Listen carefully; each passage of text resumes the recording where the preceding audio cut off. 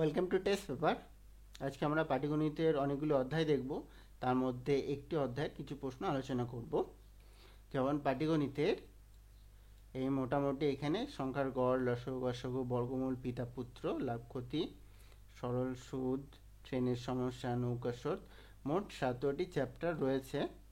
তো তার মধ্যে অলরেডি আমি এই সংখ্যার গড়, লসগু, গসগু এবং পিতা পুত্রের কিছু প্রশ্ন আলোচনা করেছি এবং বাকিগুলোই খুব তাড়াতাড়ি আলোচনা করব।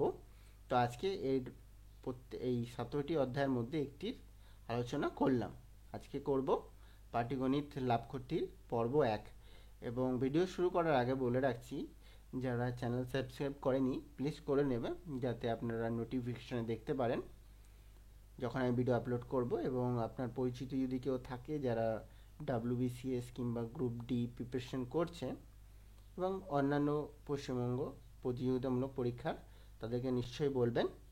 তা আমরা আমাদের আজকের এপিসোড শুরু করছি। আমাদের প্রথম প্রশ্ন, 100টি পেন বিক্রি করা এক বিক্রেতার 20টি পেনের বিক্রয় মূল্যের সমান লাভ হয়। বিক্রেতার কত লাভ হয়? 100টি পেন বিক্রি করায় বিক্রেতার লাভ হয় 20। তার মানে নিশ্চয়ই 80টি পেন বিক্রি করা হয়েছে। 80টি পেন বিক্রি করলে 100টি পাওয়া যায়, ঠিক আছে। 80টি পেন বিক্রি করলে 100টি পাওয়া যায়, তাহলে এর মধ্যে লাভ হয়েছে 20%, মানে 20% না। তাহলে যদি 20 লাভ হয় তাহলে 80-র কত পার্সেন্ট? 20। আর লাভ ক্ষতি সবসময় লাভ হয়ে থাকে ক্রয় মূল্যের ওপর, মানে 80-র কত পার্সেন্ট সমান 20।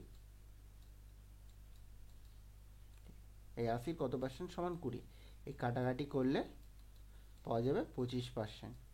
তাহলে বিক্রেতার 25% লাভ হয়েছে। এর পরের প্রশ্ন আসবো, একজন ফল বিক্রেতা 1 টাকায় 5টি লেবু বিক্রি করায় 40% লাভ হয়। ফল বিক্রেতা 1 টাকায় কতগুলি লেবু কিনেছিল? এটাকে একটু ঘুরিয়ে করব। যেমন 5টি লেবু বিক্রি করায় 40% লাভ হয়, তাহলে নিশ্চয়ই লাভ হয়, তার মানে ও বেশি লেবু কিনেছে আর কম লেবু বিক্রি করেছে। তাহলে এটা করব, 100 টাকায় 5টি লেবু বিক্রি করেছে, তাহলে 140-এ কতগুলো পাবে? তাহলে আমরা যদি এমনি করে করি, 5/100 ইন্টু 140, তাহলে কাটাকাটি করলে 7 পাওয়া যাবে। তাহলে 1 টাকায় ফল বিক্রেতা 7টি লেবু কিনেছিল, ঠিক আছে। এটাই আমাদের আনসার। এর পরের প্রশ্ন আসছি, একটি ঘড়ি বিকে 20% লাভে বিক্রি করে। 100 টাকা দাম এ কিনেছে, ধরলাম 100 টাকা দাম, বিকে বিক্রি হয়েছে 120 টাকায়, ঠিক আছে। এবার বি সিকে বিক্রি করলো 15%। 120-র 15%, 15×2=30, 0, 15×3=18, 118, তার মানে 138 টাকা। এটা বি সিকে দিয়েছে। এবার বলছে কিন্তু সি ডিকে 10% ক্ষতিতে বিক্রি করলো। তাহলে 10% ক্ষতি হলে এখানে 90 হবে। তাহলে আমরা 10% বাদ দিয়ে দিচ্ছি, 138 থেকে 13.8, তাহলে 2 আর এপাশে 4, 124 টাকা 20 পয়সা, ঠিক আছে। এটা আমরা ধরা, এগুলো সব এটা অ্যাকুরেসি না, এটা ধরা। তার মানে 124.2, এটা হচ্ছে ডি। যদি ডি বস্তুটির জন্য 1863 টাকা দেয়, তাহলে এই বস্তুটির জন্য কত টাকা দেয়? এইটা সমান সমান 1863, এটা সমান 1863, তাহলে 100 সমান কত? তাহলে আমরা এখানে করব 1863 সমান সমান 1242, আর এখানে 100 সমান কত, ঠিক আছে। এত সমান এত, তো 100 সমান কত? এবার কাটাকাটি করলেই হয়ে যাবে। এখানে যেমন দশমিক আছে, তার জন্য আমরা এখানে 0 আনলাম, বা ছোট সংখ্যা দিয়ে কাটছি। এখানে হলো 50, আর এখানে হলো 6, 2, 1। তাহলে এটা আর যাবে না, 9 3 দিয়ে যাবে কি? 3 দিয়ে যাবে না, তো 9 দিয়ে যদি দেখি, 7 নং 63 যাচ্ছে না, 6 নং 54, হ্যাঁ 9 দিয়ে যাচ্ছে। তাহলে এখানে হচ্ছে 9 দিয়ে গেলে 6 নং 54 আর 9 9 81, 69, এটা 9 দিয়ে গেল। 3 দিয়েও যেত, আমরা একবারে 9 দিয়ে দিয়ে দিলাম। এইটা 9 দিয়ে দিলে 9 দুগুণে 18, 0 63 আছে, 7 নং 63 0, ঠিক আছে, মানে 2070। এবার যদি 69 দিয়ে কাটি তাহলে হচ্ছে 3 নং 27 7, 318, 19 20, মানে এটা 30 হবে। তাহলে এদিকে 30 আর এদিকে 50, ঠিক আছে। এই দুটোর গুণফল 30 এবং 50, এই দুটোর গুণফলই বস্তুটির দাম, যেটা এ দিয়েছিল। তাহলে এটা হবে 1500 টাকা, ঠিক আছে। এই 1500 টাকার সাথে যদি আমরা 24.2% যোগ করি তাহলে 1863 টাকায় পাবো। এটাই আমাদের আনসার, 1500 টাকা। এর পরের কোশ্চেনে আসছি। একটি টেবিল 750 টাকায় কেনা হলো এবং 6% ক্ষতিতে বিক্রি করা হলো, তাহলে বস্তুটির বিক্রয় মূল্য কত ছিল? একটি টেবিল 750 টাকায় কেনা হলো, তাহলে মনে করি 100% আছে, সেই জন্য আমরা 100 ধরলাম। 100 সমান 750, তো 6% ক্ষতিতে মানে 94, 100 থেকে যদি 6 বাদ দিই তাহলে 94 সমান সমান কত? তাহলে 750 বাই 100 সমান সমান 94। তাহলে আমরা যদি 25 দিয়ে কাটি 30, এই পাশে 4, ঠিক আছে। এবার 4 দিয়ে কাটবো, 4 দিয়ে এখানে 2 দিয়ে কাটলাম 15, এটা 2 দিয়ে কাটলাম, 4 দুগুণে 8, 7 দুগুণে 14, ঠিক আছে। আর 15 আর যদি 47 আমরা গুণ করি তাহলে হচ্ছে 7 15 105, 5 হাতে 10, 4 15 60, একে 70, তাহলে 705 টাকা। তাহলে বিক্রি করা হয়েছে 705 টাকাতে, ঠিক আছে। যদি 750 থেকে 6% কম করা হয় তাহলে 750 থেকে 6% কম করলে 705ই আসবে। তাহলে আমাদের অ্যান্সার 705। এর পরের প্রশ্ন আসছি। এক ব্যক্তি দুটি ঘোড়া 28,560 টাকায় বিক্রি করেছে। একটিতে 15% লাভ, একটিতে 15% ক্ষতি, তাহলে মোটের উপর কত লাভ বা ক্ষতি হলো? এই প্রশ্নের জন্য অঙ্কে যাওয়ার কোনো প্রয়োজন নেই। একটা সূত্র রয়েছে, A plus B plus minus A into B by 100। যেমন বলছে 15% লাভ, তাহলে এখানে 15% লাভ করলাম। তারপরে বলা হয়েছে অন্যটি 15% ক্ষতি, তাহলে 15% ক্ষতি করলাম।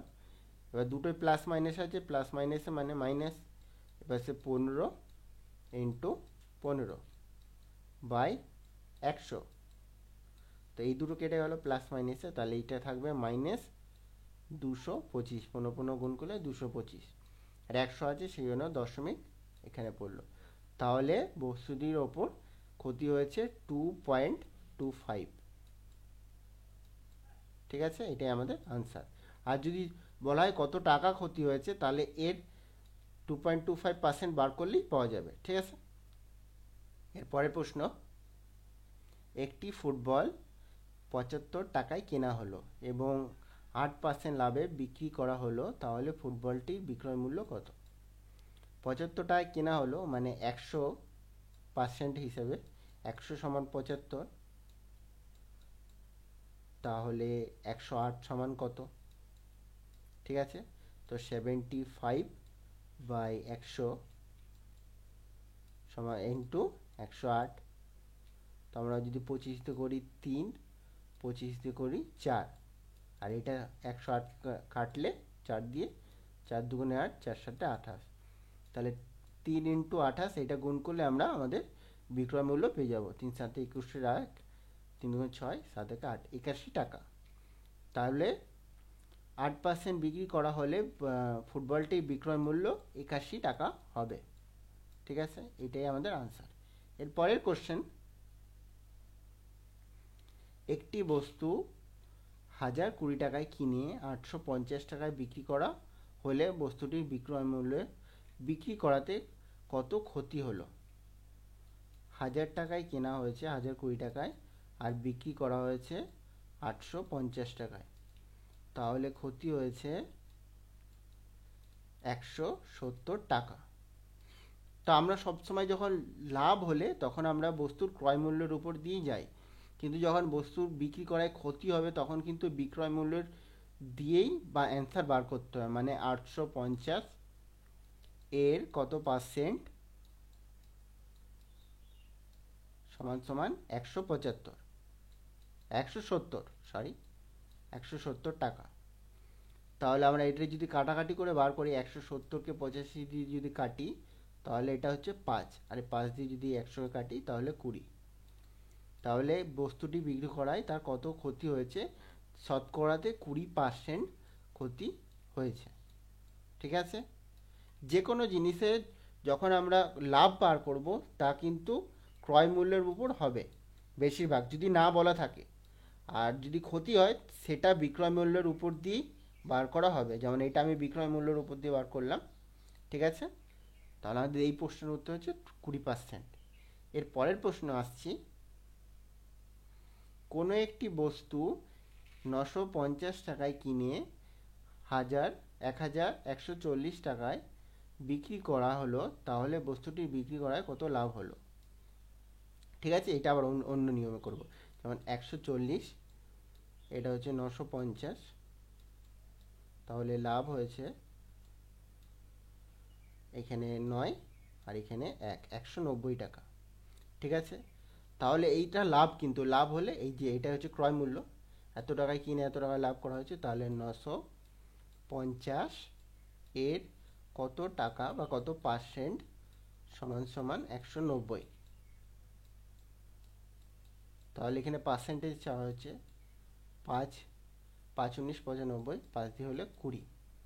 তাহলে 20% বস্তুটির ওপর 20% লাভ হয়েছে। এটা লাভ বলেছে সেই জন্য আমরা ক্রয় মূল্যের উপর নিলাম, আর যদি ক্ষতি হতো তাহলে আমরা বিক্রয় মূল্যের উপর নিতাম। এরপরের প্রশ্ন আসছি, কোনো একটি বস্তুকে 1140 টাকা দরে বিক্রি করলে 10% লোকসান হয়, তাহলে বস্তুটি কত দামে বিক্রি করলে 5% লাভ হবে। মানে 100 থেকে আমরা যদি 10% বাদ দিই তাহলে হচ্ছে 90। ঠিক আছে, এই 90 সমান সমান 1440 টাকা। তাহলে বলছে 5%, মানে কত টাকা তাহলে বিক্রি করলে 5% লাভ হবে। তাহলে 105 সমান সমান কত, তাহলে এইখানে করব 1440/90 ইন্টু 105। ঠিক আছে, এবার কাটাকাটি করলে 0 0 কেটে দিলাম, এটা হচ্ছে 16, 9 × 9 6 16 54, এবার 5 16 80, 1680 টাকা। ঠিক আছে, 1680 টাকায় যদি বিক্রি করা হয় বস্তুটিকে তাহলে 5% লাভ হবে। তো আমাদের আনসার 1680। এরপরের প্রশ্ন আসবো, একজন ব্যবসায়ী কোনো একটি বস্তু 20% লাভে বিক্রি করে। যদি সে এটি 20% কম দামে কিনে এবং 5 টাকা কমে বিক্রি করে তাহলে তার 25% লাভ হয়। বস্তুটির ধার্য মূল্য কত? মনে করলাম 100 টাকায় দিয়ে কিনে আর বস্তুটি 20% লাভে বিক্রি করে, এই যে 20%। ঠিক আছে, এটা লাভে বিক্রি করে। যদি সে এটি 20% কম দামে, এটা হচ্ছে ক্রয় মূল্য, ক্রয় মূল্যের উপরই কম দাম আসবে, তাহলে 20% কম দাম মানে 80। ঠিক আছে, এবং 5 টাকা কম দামে বিক্রি করলে তার 25% লাভ হয়, তাহলে বস্তুটি ধার্য মূল্য কত? এই হচ্ছে লাভ। এই জিনিসটা 5 টাকা কম দামে বিক্রি করলো, তাহলে আমরা এখানে করে নিলাম 115। ঠিক আছে, এখন যেটা বর্তমান মূল্য সেটা হচ্ছে 115, আর বেশি কত দামে বেশি বিক্রি করলো, 25% লাভ, তাহলে 80-র 125, 80-র 125% কত, মানে 0 0 কাটলাম, এখানে 80-র 125% হবে 100 টাকা। ঠিক আছে, তাহলে ও 100 টাকা লাভে 100 টাকাতে বিক্রি করেছে, 100 টাকা হলো, আর এখানে 115। তাহলে বস্তুটির ধার্য মূল্য, এই দুটোর বিয়োগফল যেটা বেরোবে সেটা হচ্ছে 25। ঠিক আছে, আমি অঙ্কটা আবার বুঝিয়ে দিচ্ছি। একজন ব্যবসায়ী কোনো একটি বস্তু 20% লাভে বিক্রি করে। যদি সে এটি 20% কম দামে কেনে এবং 5 টাকা কমে বিক্রি করে, তাহলে তার 25% লাভ হয়। বস্তুটির ধার্য মূল্য কত? 100 টাকায় কিনলো মনে করি, আর 120 টাকায় লাভে বিক্রি করলো, কিন্তু পরবর্তীতে সে 20% কম দামে যদি কেনে, মানে 80 টাকায়, ঠিক আছে, তার 25% লাভ হয়। তো এই 25% লাভ, 80-র 25% মানে 125, 80-র 25% যদি বার করি, তাহলে আমরা মোট বেরোবে 100 টাকা। ঠিক আছে, এটা হচ্ছে 5 আর এটা হচ্ছে 4, আর 4 দিয়ে যদি কাটি 0। ঠিক আছে, এটা 100 টাকা। তাহলে বর্তমান দাম হচ্ছে 100 টাকা। আর আগে বলেছিল যে আগে 120 টাকায় বিক্রি করে, তার থেকে যদি আমরা 5 টাকা কম করি তাহলে হচ্ছে 115 টাকা। এই 115 থেকে 100 যদি বাদ দেওয়া হয়, তাহলে আমাদের হচ্ছে 125। তাহলে এটা 25 টাকা লাভ হয়। ঠিক আছে, এর পরের প্রশ্ন আসবো। একজন ব্যক্তি কোনো একটি বস্তুর ওপর কত টাকা ধার্য মূল্য রাখবে যাতে ওই বস্তুর ওপর 10% ছাড় দিয়েও 17 টাকা লাভ হয়? 100 টাকা বস্তুর দাম মনে করলাম, তার উপর দিয়ে 17% লাভ হবে, মানে 117 এটা লাভ হবে। তাহলে তার কত পার্সেন্ট ছাড় দেবে? মনে করি বস্তুটি এক্স। এবার এক্স থেকে এক্সের 10% যদি আমরা বাদ দিই, তাহলে দাঁড়াবে 117। তাহলে এখানে কেটে দিলাম 10, তাহলে এখানে 10x মাইনাস এক্স বাই 100, তাহলে এখানে আমরা 9x বাই 100 সমান সমান 117। এটা 9 দিয়ে যদি কাটি, 9 9, 3 9 27, আর এই পাশে এটা 10 হবে। তাহলে এক্স অনুপাত এক্স সমান সমান 130। তাহলে আমরা যদি বস্তুটির দাম যদি 130 টাকা হয়, তার থেকে যদি 10% ছাড় দেওয়া হয় 13, তাহলে কিন্তু 117 পাওয়া যাচ্ছে। তাহলে বস্তুটির উপর ধার্য মূল্য রাখতে হবে 130। ঠিক আছে, এটা আমাদের আনসার। এর পরের প্রশ্ন আসছি। এ ও বির কাছে একটি দ্রব্য 5% লাভে বিক্রি করে, বি সি এর কাছে 2% লাভে এত টাকা বিক্রি করে। এ কে দ্রব্যটির জন্য কত টাকা দিতে হয়েছিল? এ ও বি এর কাছে একটি দ্রব্য 5% লাভে বিক্রি করে, ঠিক আছে, 100, এটা 105। তো বি সি এর কাছে 2%, তো 2% মানে হচ্ছে 21, মানে 126। ঠিক আছে, তাহলে 126 টাকায় বিক্রি করে বি সি এর কাছে 2% লাভে 1071 টাকায় বিক্রি করে। তার মানে এখানে 126 সমান সমান 1071। তাহলে 100 সমান সমান কত? তাহলে এখানে করব 1071 বাই 126 ইন্টু 100।